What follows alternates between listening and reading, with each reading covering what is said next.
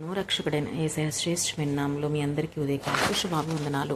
August మాసం 22వ తారీఖు ఉదయకాల వాక్య భాగాన్ని మనం ధ్యానం చేద్దాం. ఈ దినపు వాక్య భాగంలో నుంచి మత్తయి సువార్త 6వ అధ్యాయం మొదటి నుంచి కొన్ని వచనాలు ధ్యానిద్దాం. మనుషులకు కనబడవలనని వారి ఎదుట మీ నీతి కార్యం చేయకుండా జాగ్రత్త పడుడి.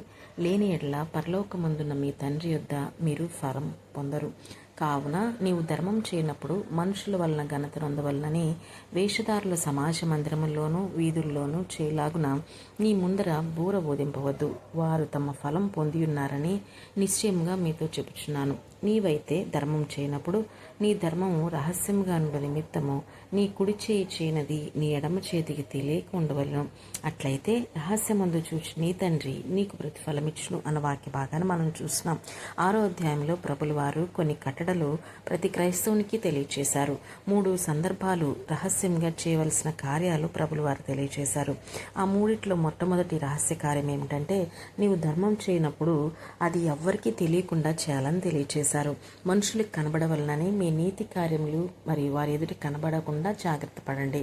మీరు ఒకవేళ అలా కాకుండా మీరు నీతి కార్యములు చేసింది అనేక మందికి తెలిస్తే మీ తండ్రి వద్ద మీరు ప్రతిఫలము పొందరు. మరి ఎలా చేయాలి అని అంటే నీవు ధర్మం చేయనప్పుడు మనుషుల వలన ఘనత నొందవలనని కాక వేషధారుల సమాజ మందిరంలోనూ వీధుల్లోనూ చేయలాగున నీ ముందర బూర ఊదింపవద్దు. వారు తమ ఫలం పొంది ఉన్నారని నిశ్చయంగా మీతో చెప్తున్నాను. మరి చేసిన విషయాన్ని మరి ఎక్కువ మందికి చెప్పాలని మరి అనేక మంది మనల్ని పొగడాలని చూస్తూ ఉంటాం. అలా కూడా ప్రభులు వారు చేయొద్దని చెప్తున్నారు. నీవైతే ధర్మం చేయనప్పుడు నీ ధర్మం రహస్యంగా నుండి నిమిత్తము నీ కుడి చేయి చేయనది నీ ఎడమ చేతికి తెలియకుండా ఉండవలను. అట్లయితే రహస్యమందు చూచి నీ తండ్రి నీకు ప్రతిఫలం ఇచ్చినని చూస్తున్నాము. ధర్మం చేయనప్పుడు మన కుడి చేతితో చేసే ధర్మము ఎడమ చేతికి కూడా తెలియకూడదని తెలియచేశారు. మరి 2 చేతులు మన శరీరంలోనే ఉన్నాయి. మరి 2 చేతులు కూడా మనం ఒకే శరీరంలో కలిగి ఉన్నాము. మరి ఎలా ఒక చేతితో చేసేది మరో చేతికి తెలియకుండా ఉండడం అంటే ఏంటి అని అంటే మరి ఈ చేతికి ప్రాణం ఉందా, ఈ చేతితో మరి మాట్లాడుతుందా అని అంటే అలా కాదు. మరి కుడి చేతికి చేసింది ఎడమ చేతికి తెలియకుండా ఉండాలనంటే మరి మనం చేసింది ఇక మరి ఎన్నడూ మనమే జ్ఞాపకం చేసుకోకూడదు. మరి మనం చేసిన విషయాన్ని మరొకరికి చెప్పడం కాదు, అలా చెప్పనేకూడదు. అలాగే మనం కూడా ప్రతిసారి ఆ విషయాన్ని మనం చెప్పుకోకూడదు. మరి మనం కూడా జ్ఞాపకం చేసుకుని దాని విషయంలో ప్రౌడ్గా ఫీల్ అవ్వకూడదు అని ప్రభులు వారు చెప్తున్నారు. నీవు ధర్మం చేసి దాన్ని మర్చిపోవడమే కుడి చేతికి తెలిసింది ఎడమ చేతికి చేయకుండా ఉండాలని. మరి అలా మర్చిపోయే ధర్మం చేసినప్పుడు రహస్యమందు చూచి నీ తండ్రి నీకు ప్రతిఫలం ఇచ్చినని తెలియచేశారు. మనం సహాయం చేసి మర్చిపోవాలి. మనం ఎవరికన్నా మరి ధర్మం చేసి మర్చిపోవాలి. మనం ఎవరికైనా ఇచ్చి మర్చిపోవాలి. దాని విషయాన్ని మరి పొగడాలని మనం ఆ విషయాన్ని అనేక మంది మనల్ని పొగిడి సమాజంలో చెప్పాలి, అనేకులు ఎదుట మనల్ని అప్రిషియేట్ చేయాలి అని ఆశించడం వలన మనము దాని ప్రతిఫలము పరలోకం నుంచి పొందము అన్న సత్యాన్ని ప్రభులు వారు తెలియజేస్తున్నారు. రెండో రహస్య కార్యాన్ని మనం జ్ఞాపకం చేస్తే 5వ వచనంలో మరియు మీరు ప్రార్థన చేయనప్పుడు వేషధారుల వలె ఉండొద్దు. మనుషులకు కనబడవలనని సమాజ మందిరంలోనూ వీధుల మూలలోనూ నిలిచి ప్రార్థన చేయడం వారికి ఇష్టము. వారు తమ ఫలము పొంది ఉన్నారని నిశ్చయముగా మీతో చెప్తున్నాను. అయితే నీవు ప్రార్థన చేయనప్పుడు నీ గదిలోనికి వెళ్ళి తలుపు వేసి రహస్యమందున నీ తండ్రికి ప్రార్థన చేయము. అప్పుడు రహస్యమందు చూసి నీ తండ్రి నీకు ప్రతిఫలం ఇచ్చును. ప్రార్థన కూడా రహస్యమని ప్రభులు వారు ఇక్కడ హెచ్చరిస్తున్నారు. నువ్వు వేషధారుల వలె ప్రార్థన చేయొద్దు. తర్వాత మనుషులకు కనబడవలనని ప్రార్థన చేయొద్దు. సమాజ మందిరంలోనూ వీధుల మూలలను నిలిచి మరి ముసుగేసుకుని గబగబగబగా ప్రార్థన చేసేయకూడదు. మనుషులకు కనబడవలనని ప్రార్థనాపూర్వకంగా ఉండి మరి వ్యక్తిగతంగా ప్రార్థన లేని వారిగా ఉండకూడదు అని ప్రభులు వారు తెలియజేస్తున్నారు. మరి ఎలాంటి ప్రార్థన చేయాలంటే నీవు ప్రార్థన చేసేటప్పుడు నీ గదిలోనికి వెళ్ళి తలుపు వేసుకుని రహస్యమందున నీ తండ్రికి నువ్వు ప్రార్థన చేయము. అప్పుడు రహస్యమందు చూసి నీ తండ్రి నీకు ప్రతిఫలం ఇస్తున్నాం. ప్రార్థన అనేది కూడా రహస్యమే. ప్రార్థన ప్రభుతో మాట్లాడడం అనేది రహస్యమైన విషయం. మేము ఇప్పుడే ప్రార్థన చేసుకుని వచ్చానండి, మరి ఇంతవరకు మీకోసం ప్రార్థన చేశామండి, మేము ఎంతో టైము ప్రార్థనలో గడుపుతామండి అన్నది మరి అలా చెప్పొద్దు. దానివల్ల ప్రతిఫలం పరలోకం నుండి ఉండదు అని ప్రభులు వారు ఖచ్చితంగా చెప్తున్నారు. మనం ప్రార్థన చేసిన విషయాన్ని మనుషులు ఎవరితో కూడా చెప్పకూడదు. ప్రార్థన అనేది రహస్యం. ప్రార్థన అనేది ప్రభుతో మాట్లాడడం. మనం రహస్యంగా ప్రార్థన విధానాన్ని ఉంచితేనే మనం ప్రార్థన చేసుకున్న ఈ రహస్య సంభాషణ ప్రభుతో మాట్లాడిన విషయాన్ని విషయాన్ని ఈ రహస్యంగా ఉంచితేనే రహస్యమందున్న తండ్రి మనకి రహస్యంగా ప్రతిఫలము మరి బహిర్గతంగా ఇస్తారు. అంతేకాని మనం ప్రార్థన చేసేసి అందరికీ నేను ప్రార్థన చేశానండి, నేను మరి తెల్లవారులు ప్రార్థన చేశాను, మరి అప్పుడు ప్రార్థన చేశాను, ఇప్పుడు ప్రార్థన చేశానని ఎన్నోసార్లు మరి చెప్పడం మూలాన దాని ఫలము పొందము అని ప్రభులు వారు ఖచ్చితంగా చెప్తున్నారు.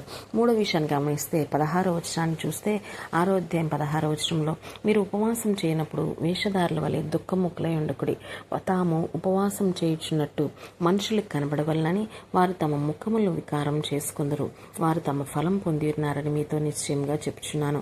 ఉపవాసం చేయుచున్నట్టు మనుషులకు కనబడవలనని కాక రహస్యమందున నీ తండ్రికే కనబడవలనని నీవు ఉపవాసం చేయనప్పుడు నీ తల అంటుకొని నీ ముఖం కడుక్కొనుము, అప్పుడు రహస్యమందు చూచిన నీ తండ్రి నీకు ప్రతిఫలం ఇచ్చును. ఈ ఉపవాసం అన్నది కూడా చాలా బహిర్గతంగా చెప్తాం. మరి ఉపవాసం ఉంటామని చెప్తాము, బుధవారం ఉంటామండి చెప్తాము, శనివారం ఉంటామండి, మరి మేము ఎస్తేరు ఉపవాస ప్రార్థనలు చేస్తున్నామంటారు కొంతమంది, 42 దినాలు ఉపవాస ప్రార్థనలు చేస్తామంటారు, యేసుప్రభుల వారి వలె ప్రార్థన చేస్తామంటారు, లెంటేస్లో ఉపవాసం చేస్తామని అంటారు. ఇలా చాలా రకరకాలైన ఉపవాస ప్రార్థనలు మనము చేస్తూ ఉంటాం. సంఘ ఉపవాస క్రమాలు బహిర్గతంగా చెప్పడం సబబే, కానీ మరి వ్యక్తిగతంగా ఉంటున్న ఉపవాసాలు, మరి కుటుంబ క్షేమం కోసం మరి ప్రభులు వారు తెలియచేసిన అనేక విషయాల కోసం మనము మరి పట్టుదల కలిగి ఉపవాసం ఉన్న విషయాలు ఏది కూడా బయటకు చెప్పకూడదు. మరి ఉపవాసం ఉన్నట్టంట మరి వేషధారులు ముఖాన్ని వికారం చేసుకుని మరి దుఃఖముఖులై ఉంటూ, అయ్యో మేము ఉపవాసం ఉన్నామండి, ఏంటి అలా ఉన్నారంటే ఉపవాసం ఉన్నామని అని చెప్తూ ఉంటాం.